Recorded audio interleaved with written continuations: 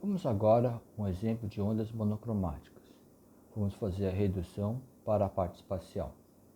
Temos aqui então toda a equação de onda para o campo elétrico. Do lado, vocês observam que só tem derivada espacial e do outro lado da igualdade só tem derivada temporal. Isso me permite aplicar um método de separação de variáveis. Então eu vou supor que a solução E de RT tem uma parte que só depende da posição e tem uma parte que só depende do tempo. E a parte que só depende da posição vai ser uma função vetorial. A parte que depende do tempo, nós vamos escolher soluções oscilantes, e elevado a menos i ômega t.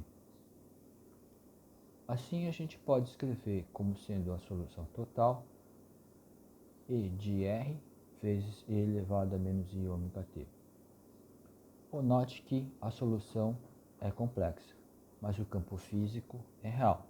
Então a solução física a gente obtém extraindo a parte real ou imaginária da solução complexa. Substituímos a solução nessa expressão, aplica a derivada na parte temporal, vai aparecer o menos i ômega t. Aqui vai aparecer duas vezes, então eu levo isso aqui ao quadrado. O menos i elevado ao quadrado vai ser negativo, então aparece o ômega ao quadrado aqui. E agora eu posso eliminar o termo exponencial.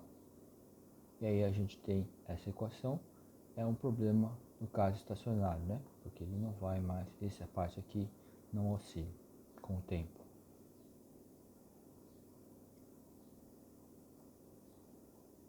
Agora a gente vai escolher os meios. O primeiro meio é a onda no vácuo.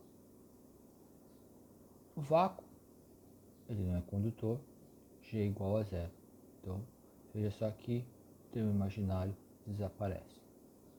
E aí, então, o μ vai ser o μ0 e o epsilon vai ser o epsilon zero.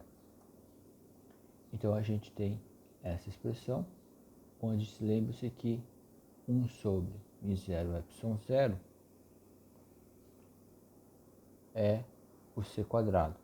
Então, a gente escreve aqui por c quadrado embaixo, vai ficar ômega sobre c tudo elevado ao quadrado. A estrutura matemática dessa equação é uma equação de Helmholtz. Essa equação vai aparecer em várias áreas da física.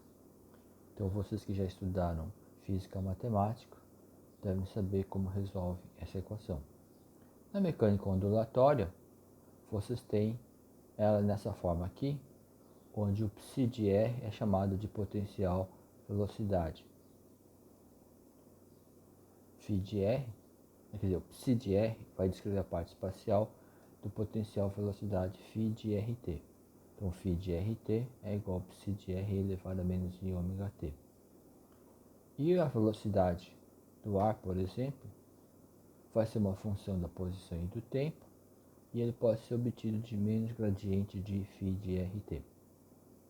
No caso de uma corda vibrante, nós temos aqui a equação de Helmholtz, onde Q de x, a função Qx é o deslocamento do elemento de corda, né? Então, você tem assim a corda, por exemplo, tem a corda aqui, e tem um pedacinho da corda, ele pode subir ou descer.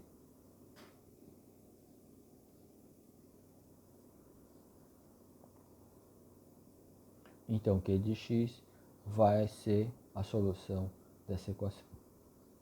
Na mecânica quântica, é a equação de Schrödinger estática, onde agora eu uso o psi de R. Então, tem a mesma cara da mecânica ondulatória, com exceção que aparece aqui o sinal negativo, né? Fica cortado sobre 2m. Ótimo, a gente pode passar para lá, então vai ficar basicamente com o mesmo formato lá da mecânica ondulatória. E aí, então, a equação da partícula livre. Esse termo aqui, lá na mecânica quântica, é o termo de potencial. É o termo de energia cinética. Esse aqui vai me dar o alto valor, energia cinética. Então, as ondas em uma dimensão, ondas no vácuo em uma dimensão. A gente escolhe o eixo Z como sendo o eixo de propagação. Então, o campo E de R vai ser um campo E em função do eixo de propagação Z. Botamos o eixo de propagação, por exemplo, na horizontal. Então, tem aqui a expressão reduzida. O Laplaciano só se reduz ao termo da derivada segunda na variável Z. Essa equação é semelhante ao do oscilador harmônico.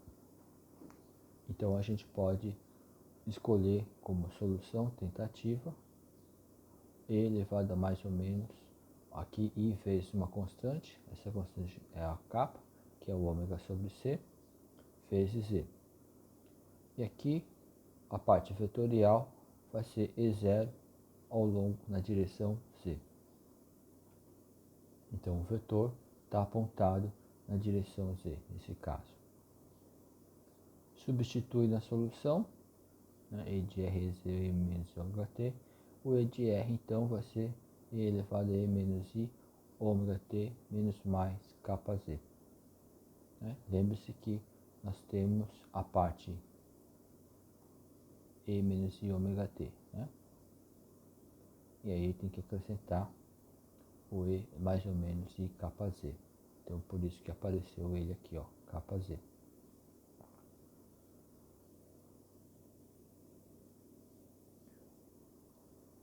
Esse termo aqui é constante, então a parte oscilante vem da exponencial. E aí então a gente abre a exponencial, é o cosseno de ômega t menos mais capa z, mais menos i seno de ômega t capa z. Né? Aqui a gente está escolhendo a parte de cosseno. Então essa é a solução de uma onda eletromagnética monocromática, ou seja, eu tenho uma frequência ômega fixa. Velocidade da luz, então, no vácuo, 1 sobre a raiz de μ0 ε0. Então, a partir dos dados de μ0 e ε0, a gente obtém esse valor para a velocidade da luz, da onda eletromagnética no vácuo. E esse resultado vai me mostrar que a frequência é ômega sobre 2π e o comprimento de onda é igual a lambda sobre 2π vezes kappa. Aí eu multiplico lambda pela frequência e usa o kappa como ômega sobre c, a gente obtém a relação lambda vezes a frequência igual a c. Então a frequência é igual a c sobre lambda. Então, uma vez que eu sei a frequência, eu posso obter o comprimento de onda e vice-versa. Agora a gente vai para o meio dielétrico. O meio dielétrico, novamente, ele não é condutor, então aquela parte imaginária continua sendo zero. O que a gente tem, o μ vai ser μ0, mas agora eu tenho uma constante epsilon de permeabilidade magnética, que é igual a constante dielétrica vezes epsilon zero. E é um meio linear, né? Porque a constante aqui não vai depender de mais nada, é apenas uma constante. Então, substituindo, temos aqui a expressão. Novamente, a gente vai ter a relação ômega sobre c ao quadrado. Agora tem um termo a mais, que é só a constante dielétrica. Tá?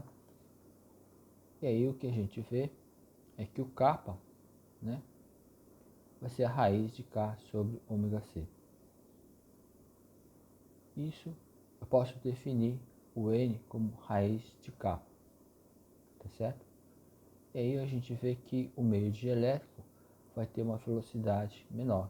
A velocidade de v vai ser c sobre n. No vácuo, n é igual a 1, então a velocidade da onda é c. Quando k é maior que 1, o n é maior que 1, isso reduz a velocidade no meio dielétrico. O que acontece se uma partícula com velocidade c entrar no meio dielétrico? Ela vai quebrar a chamada barreira da luz do meio e vai produzir uma radiação chamada radiação de Cherenkov.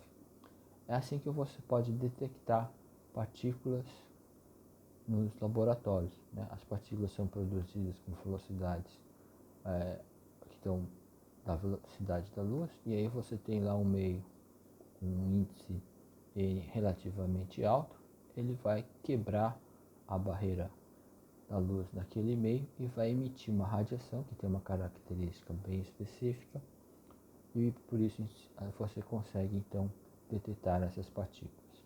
Essa é uma forma de detecção de partículas. Condições de contorno. Condições de contorno nós vamos ver na próxima aula.